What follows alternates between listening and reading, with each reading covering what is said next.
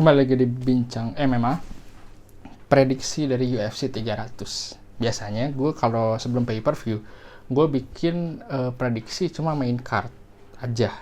Prelim enggak, karena beberapa fighter ada yang terkenal, ada yang veteran, ada yang upcoming, tapi fight-nya nggak begitu, ya bukan nggak begitu oke sih, cuman bisa dibilang kadang ada juga yang nggak terkenal gitu.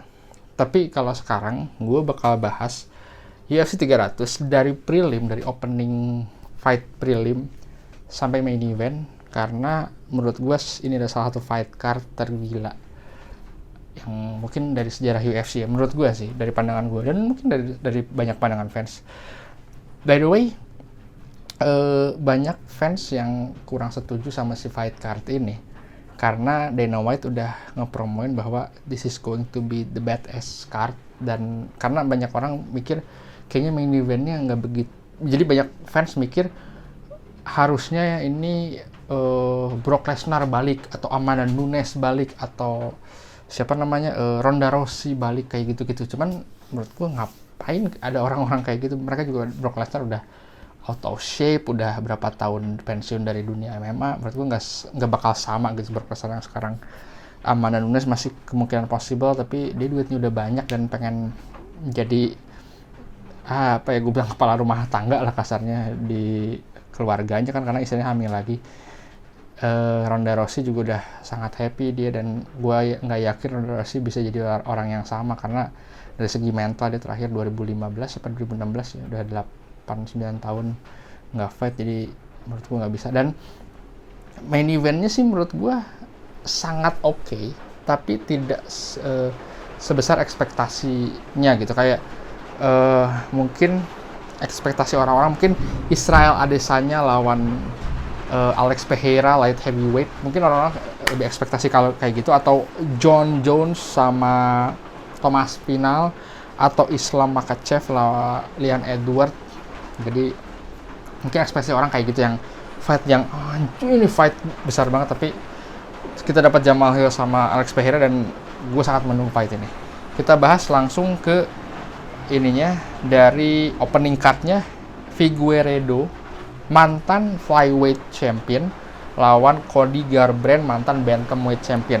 Figueiredo baru naik ke bantamweight division, dia ranking nomor 8. Cody Garbrandt, mantan bantamweight champion yang udah 3 fight win streak. Coba kita lihat dulu ya. Si Cody Garbrandt itu bener ya bener. Kok dia kalah sih? Emang dia kalah ya? 2 fight ternyata, 2 fight win streak. Enggak sih? Cody Garbrandt. Persen dia 3 fight win streak deh. Oh enggak, yang 2 fight win streak.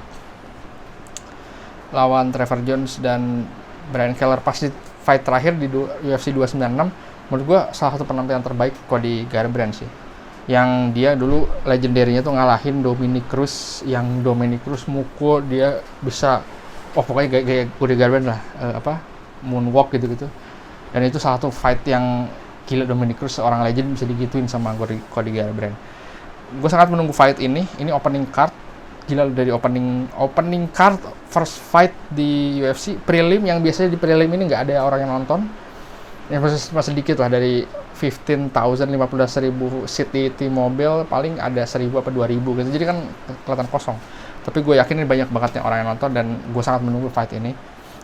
Feeling gue sih, gue milih Figueiredo sih, karena Figueiredo dari segi berat, sebenarnya dia bukan flyweight ya, dan nggak ada juga UFC fighter yang benar-benar flyweight, yang benar-benar 125 beratnya. Tapi dia kesusahan kemarin, dia 4 fight legendaris lawan Brandon Moreno itu karena weight cut-nya terlalu parah. Jadi menurut gua dia cocok untuk di bantamweight gitu. Kemarin lawan Rob Font juga udah mulai oke. Rob Font kan gede banget, sementara dia bisa masuk ke pace-nya Rob Font. Dan menurut gua di sini milih Figueiredo. Second-nya itu Bobby Green sama Jim Miller. Jim Miller adalah orang yang menurut gue calon Hall of Fame dan UFC Hall of Fame. Dia udah pernah bermain di UFC 100, UFC 200, dan sekarang UFC 300. Satu-satunya UFC fighter yang main di 3 event historical di UFC gitu. Dan dia lawan Bobby Green, Jim Miller, legend. Bobby Green juga sebenarnya bisa dibilang legend. Bobby Green kemarin kalah sama Jalin Turner, yang ada sedih juga gue pas lihat fight-nya. Long stoppage yang referee-nya parah banget. Tapi di sini gue sangat menantikan karena Jim Miller, kita lihat ya Jim Miller. Ini berapa fight win streak sih dia? Dia udah 3 fight win streak dia. Kemarin ada yang KO kan? Decision, KO, terus submission. Cukup baik untuk orang di usia Jim Miller. Jadi gue sih berharap, dan si Jim Miller pengen ngomong Jim fucking Miller diintroduce sama siapa namanya, Bruce Buffer, tapi Bruce Buffernya nggak mau karena TV apa segala macam. Jadi kayaknya cuma Jim Miller doang. Tapi di sini gue milih Jim Miller untuk yang menang. Nextnya ada Jessica Andrade sama Marina Rodriguez. Jujur gue nggak nonton si ini. Terakhir gue nonton Jessica Andrade tuh lawan si, ntar gue lihat dulu. Jessica Andrade itu lawan, kalau nggak salah dia pernah lawan siapa tuh namanya, Erin Blanchfield apa? Oh bukan, yang Mackenzie Dern. Dia menang lawan Mackenzie Dern, lawan Suarez, dia pernah menang lawan Yan juga. Not bad. Kalau di strawweight ini kayaknya ini number 1 contender juga. Kebayang sih lu nomor 4 strawweight lawan nomor 6 Marina Rodriguez. Gue lebih milih Jessica Andrade sih. Lightweight ada Jalin Turner lawan Renato Moicano. Ini salah satu fight yang, dan gue sampai sekarang ngelihat Jalin Turner gimana bisa orang segede dia, setinggi dia, sebesar dia badannya. Jadi lightweight itu 155, sekitar 70-an kilo. Kebayang sih lu ngelihat orang gede banget, dia beratnya 70 gitu. Gue tahu itu weight cut. Kalau kayak Dustin Poirier gitu dari 190 weight cut ya logis. Tapi Jalin Turner dia tuh middleweight banget. Ada fotonya sama Khamzat gitu, yang dia kayak lebih tinggi dari Khamzat, kan gila. Di fight ini odds-nya lebih mihak ke Jalin Turner, tapi gue sih pribadi suka sama Renato Moicano, bad motherfucker. Gue sih lebih milih Renato Moicano ya, karena Jalin Turner punya masalah satu, weight cut dan kardionya. Bisa lihat waktu pas lawan Dan Hooker, dia udah, gue kira dia hampir menang pas dia KO ini, tapi ternyata bisa di switch Dan Hooker yang menang karena kardio. Jadi di ronde ketiga dia udah habis stamina-nya, akhirnya Hooker yang menang. Di prelim kedua ada Sodiq Yusuff sama Diego Lopez. Ini gue milih Diego Lopez. Holly Holm sama Kayla Harrison, debut Kayla Harrison. Gue jujur odds-nya nggak ada malah, tapi gue jujur mau gimana pun gue lebih milih Holly Holmes. Kenapa? Kayla Harrison 155, dia lightweight, women's division lightweight di PFL. Ke UFC dia harus bantamweight. Gue nggak tahu berat dia berapa, tapi dia gede banget. Nggak tahu dia 165, nggak tahu dia 170, tapi kita lihat Chris Cyborg aja yang natural 145, dan gue nggak yakin dia 145 ya, mungkin dia 160, dan gede banget Chris Cyborg kan. Dia nangis untuk cutting sampai 135 gitu. Dan akhirnya UFC bikin featherweight buat si Chris Cyborg. Dan gue liat Kayla Harrison gila gede banget di badannya. Gue nggak tahu apakah dia bisa perform di UFC 300 sekarang oke gitu, tapi gue masih segimanapun Holly Holm sangat legendaris fight-nya ngalahin Ronda Rousey. Dan orang kayak Holly Holm sudah ini, tapi menurut gue masih oke. Dan menurut gue UFC adalah tempat dimana great fighter di sana semua. Dan ini ada tes pertama dari Kayla Harrison, kayak kemarin tes pertama dari MVP Michael Venom Page melawan Kevin Holland, dan dia berhasil menang karena banyak orang yang debutnya di UFC kaget dia. Biasa lawan fighter yang biasa aja dalam tanda kutip, ini lawan elite fighter, apalagi ranking fighter, apalagi mantan champion dan dia udah veteran gitu sekelas Holly Holmes. Tapi gue jujur milih Holly Holmes. Belum main eventnya. Di ini ada setelahnya ada Kelvin Kattar. Ini salah satu yang fight gue tunggu juga. Lawan Aljamain Sterling. Aljamain Sterling itu kondisinya mirip tadi Figueiredo yang terlalu besar di flyweight, akhirnya naik bantamweight, dan si Aljamain Sterling itu terlalu besar dia badannya gede banget dan wrestler kan di bantamweight. Tapi jujur nggak ada masalah gitu jadi champion di bantamweight. Gue sekarang dulu waktu pas dia lawan Peter Yan, gue milih Peter Yan kan, tapi Peter Yan kalah. Pas gue lihat ternyata Aljo tuh bagus juga ya. Gue lihat dia fight lawan Cejudo, lawan Peter Yan, lawan TJ Dillashaw gitu, 3 mantan champion, bagus semua dia. Dan dia nggak dapat kredit yang dia ini gitu. Masanya kayak misalnya dia lawan Cejudo lah. Cejudo kan wrestler ya, meskipun dia udah off udah berapa lama gitu, tapi pas dia lawan dia bisa out wrestle si Cejudo. Menurut gue sangat menantikan fight ini. Gue nggak tahu ini bakalan ke ground atau stand up, tapi gue rasa si Aljo bakalan bawa ke ground. Tapi di fight ini gue milih Aljo untuk menang gitu. Jadi biar kita tahu, dan lu udah lihat fotonya, dia gede banget di featherweight, cocok lah untuk featherweight.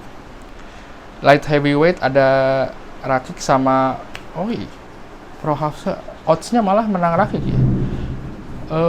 Mantan champion Jiří Prochazka sama Alexander Rakic. Fight ini gue milih Jiří Prochazka karena gue fans dia. Waktu gue nonton dia di Singapura, emang, dan gue lihat highlight-highlightnya, emang dia open fight, tapi cara fightnya memang aneh. Tangannya di bawah, guardnya di bawah. Dia kena beberapa kali sama Glover. Gue waktu pas dia lawan Pereira di Madison Square Garden kemarin, gue bilang kalau misalnya dia tetap stylenya sama, tangannya di bawah, lu Pereira kan tangannya ngeri ya, dia bakal KO. Dan bener, dia meskipun ada yang bilang early stoppage tapi kelemahan dia sih Jiří Prochazka, gaya fightnya aneh banget tuh. Tapi yang jelas gua rasa masih oke si Jiří Prochazka, dan gue sangat menunggu ini, dan menurut gua Jiří Prochazka bakal menang. Masuk ke main card-nya, ini satu fight kontroversial, Bo Nickal lawan Cody Brudegi. Itulah odds-nya buat 2100 Bo Nickal emang salah satu prospek UFC, namanya besar juga, wrestler juga. Dia sempat lawan Gordon Ryan di Jiu-Jitsu competition, kalah, tapi kalah sama greatest of all time Gordon Ryan, tapi it's okay. Dia banyak yang bilang prospek UFC. Mungkin menurut gue sih 2-3 tahun lagi dia udah bisa champion. Kalau champion mungkin akhir tahun atau awal tahun depan dia udah bisa masuk 15 rank. Kita lihat aja gimana. Biasanya orang-orang yang white people terus dikasih langsung lawan-lawan kayak di middleweight, mungkin dia langsung lawan yang kayak middleweight siapa sih, Vertor Curtis atau siapa namanya, gue lupa, Jack Henderson. Mungkin dia langsung dikasih lawan-lawan kayak gitu. Ya udah pasti gue milih Bo Nickal ya, karena gue nggak tahu sih kode ini siapa. Oliveira lawan Arman. Wah, ini seru banget ini. Gue nggak tahu, odds-nya sih milih Arman ya. Tapi Oliveira itu unik, menurut gue unik banget ini orang. Dia ada di fase karir di mana dia tidak dijagokan oleh semua orang. Dia bilang a quitter pas udah pertengahan, dia udahlah gue quit aja lah. Dia akhirnya dipukulin apa submit gitu. Setelah dia lahir anaknya, terus dia jadi berubah style, berubah gaya, jadi submission artist, menang champion. Dan dia mungkin dia cuma satu kali ya saya ada fans sama Dustin Poirier, karena pas lawan Gaethje title-nya di strip karena dia lebih 0,5. Hanya menurut gue dia fan favorite champion gitu, people's champion lah ibaratnya. Dan waktu pas lawan Islam, orang jadi men-underestimate si Charles Oliveira ini dari orang yang di underestimate jadi orang yang di favorite gitu sama ini, dan kalah dari Islam, terus dia sempat cedera kan, mau rematch lawan Islam, dan di fight ini mungkin number one contender buat nextnya pemenang dari Islam sama Dustin Poirier. Tapi gue rasa di fight ini gue lebih milih Oliveira sih, masih Oliveira ya. Gue nggak tahu kenapa, kalau Arman kayaknya ini tes terbesar buat dia, karena kemarin udah ngalahin Beneil Dariush. Kita lihat yang, tapi menurut gue bagus banget ya, karena surprisingly Beneil Dariush kalah sama Oliveira, kalah sama Arman, dan sekarang Arman sama Oliveira ketemu. Kita susah sih kalau untuk lightweight division, karena Shark Tank 1-3 nya 1 Oliveira, 2 Gaethje, 3 Poirier. Kemarin aja Gaethje ngalahin Benoit Saint-Denis kan unthinkable gitu. Jadi menurut gue masih milih Oliveira nih untuk sekarang. Ada Gaethje lawan Holloway, gue mau bahas itu nanti aja. Gue bahas strawweight, Zhang Weili sama Yan Xiaonan, itulah. Gue udah pengen banget sih fight ini kejadian udah lama sebenarnya. Sebelum waktu itu Zhang Weili lawan siapa ya? Karena waktu itu gue lihat si Yan ini lawan yang KO siapa gitu dia.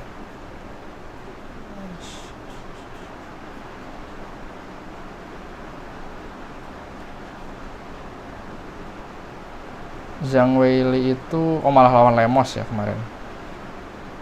Harusnya gue tuh waktu pas UFC China bulan Desember lalu, tapi di fightnya cancel. Harusnya ada UFC main event itu, gue pengennya Zhang Weili sama Yan Xiaonan ini, karena sama-sama China, sama-sama Zhang Weili itu bagus banget, one of the greatest di strawweight, dan mungkin di masuk salah satu top di women's division, one of the greatest.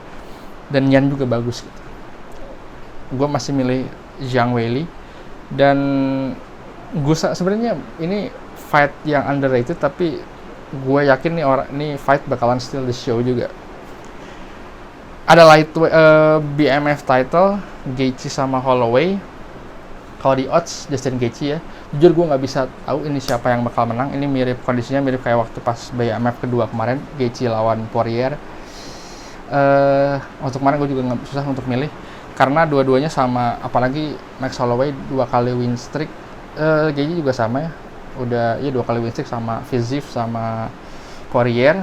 Ini Zombie sama Arnold Allen, kutukannya sama untuk mereka berdua, lawan champion kalah saat itu, tapi bedanya Max Holloway benar-benar pernah jadi champion featherweight, sementara Gaethje in lightweight. Hanya Max Holloway belum bisa membuktikan dia tuh bagus di lightweight gitu. Banyak orang yang underestimate, kayaknya Holloway kalah, tapi Max Holloway itu nggak securun itu, bagus banget dia. Apalagi waktu itu pas di Singapura tahun lalu nonton Max Holloway lawan Zombie, gue liat langsung si Holloway bagus banget. Ini bakalan menurut gue, kalau yang tadi fight bakal steal the show, kalau ini bakalan menurut gue peluang untuk fight of the night, karena dua-duanya punya peluang besar untuk jadi fight of the night. Jadi gue sangat menunggu fight ini sebenarnya. Dari gue kira ini bakal jadi main event, ternyata enggak, di co-main event. Bisa main event, co-main event, co-main event. Gue rasa ini sampai sekarang gue bingung apakah Gaethje apa Holloway, tapi gue rasa ini bakal jadi fight of the night lah, peluang terbesarnya. Tapi gue nggak tahu ya apakah ada fight lain yang bisa nutup mereka. Dan main eventnya Pereira lawan Jamal Hill, gue milih Jamal Hill, oddsnya 114. Gue nggak tahu kenapa Jamal Hill ini.